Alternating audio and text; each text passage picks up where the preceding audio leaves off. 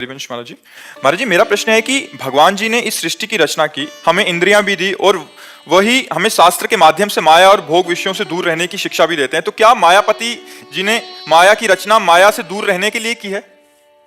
देखो, भगवान ने दो पक्ष रखे हैं, एक सुख एक दुख, एक पुण्य एक पाप, एक माया एक भक्ति, दोनों रचे हैं। विष अमृत दोनों रचे हैं और रच करके छोड़ दिया।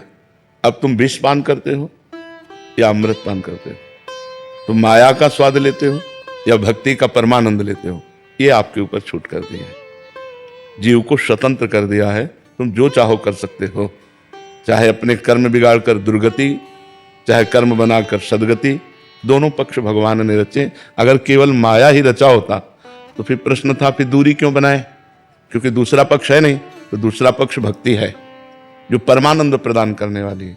अच्छा, माया कोई त्यागने वाली वस्तु नहीं है।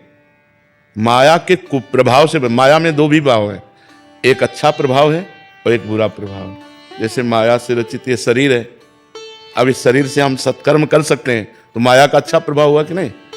हमारी वाणी है, माया ही तो है। इससे हम मृदु बोलें, सत्य बोलें, हितकर बोलें तो माया का सदुपयोग हुआ कि नहीं हुआ? अब हमारे पास सुंदर भोजन है, उस भोजन को भगवान को भोग लगाया, किसी भूखे को पवा दिया, हमने भी अपनी भूख मिटा दी, तो सदुपयोग है कि नहीं?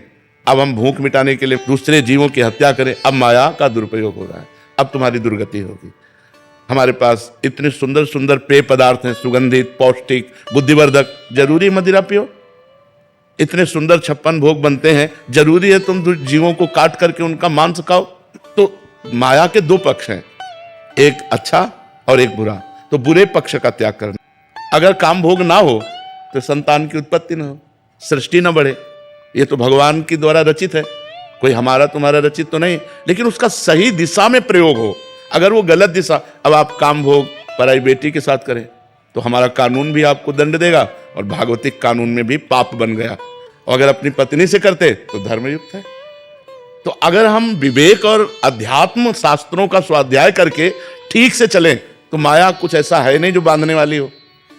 माया तब बांधने वाली है जब हम माया का गलत प्रयोग करते हैं। तब बोले अरे भगवान की माया बड़ी विचित्र है, देखो उसकी दुर्गति हो गई। दुर्गति माया ने नहीं की, हमने गलत माया का प्रयोग किया। माया का मतलब ये रचना जितनी देख रहे हो, अब इस रचना में सही ढंग से चलो, आप गलत क्यों चलते हो? तुम्हारी बहन को कोई गलत दृष्टि से देखे तुम्हें बुरा लगेगा, तो तुम दूसरे की बहन को गलत दृष्टि से क्यों देखो? जब हम दुरुपयोग करते हैं माया का, जैसे पैसा है, पैसा से किसी गरीब की सेवा कर देना, भूखे को भोजन, वस्त्र नहीं तो वस्त्र दे देना, किसी बीमार की औषधि करा देना, 10-5 हजार लगा दीजिए। वही 10-5 हजार होटल में शराब और गंदे आचरण में लगा दिए, वो दुरुपयोग हो गया, ये सदुपयोग हो गया।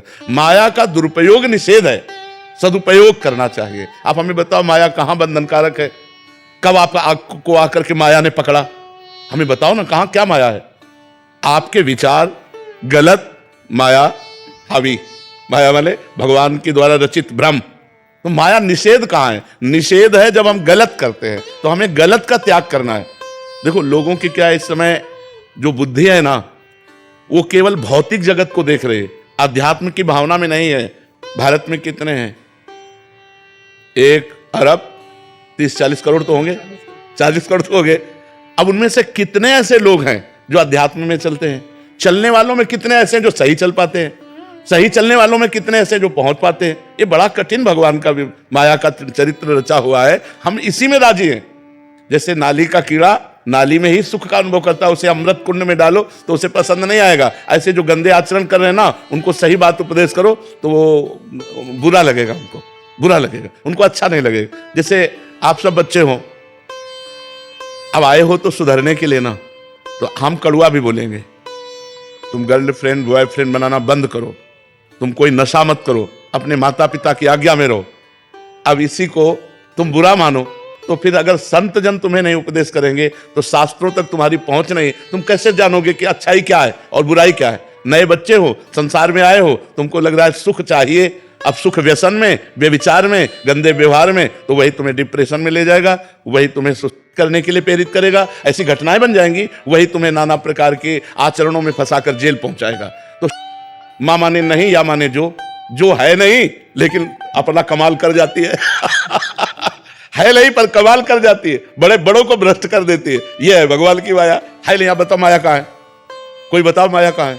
आप माया हो? आप माया है? नहीं है ना। हमारा अलग नाम है, आपका अलग नाम है, हमारा अलग, आपका अलग स्वरूप है, तो माया क्या है?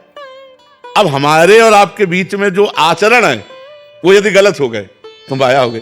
अभी आप जब यहां से निकलेंगे तो आपसे कहा जाए माया से मिल के आ रहे हो, तो आप कहोगे नहीं, हम तो भक्ति का आनंद लेके आ रहे हैं। तो जब हम 4 लोग बैठ करके अच्छी वार्ता करते हैं तो वो भक्ति बन जाती है, और जब बुरी वार्ता करते हैं तो वही माया बन जाती है। बस इतना अंतर भगवान ने इसीलिए दोनों पक्ष। आप सभी को राधे राधे, जय श्री राधे। तो जो लड़की ने प्रश्न किया, महाराज जी ने बहुत ही सुंदर तरीके से उत्तर दिया है, और सही है, बात तो सही है, ये भगवान ने ही ये चीज़ को बनाया है। और जैसा कि महाराज जी ने बताया कि माया 2 प्रकार की होती है, एक अच्छी और एक बुरी। तो हमें क्या करना है, ये हमें डिसाइड करना है। हम बुरे कर रहे हैं तो हमें उसका बुरा प्रभाव पड़ेगा, अगर हम अच्छे कर्म कर रहे हैं तो उसका हमें अच्छा प्रभाव पड़ेगा।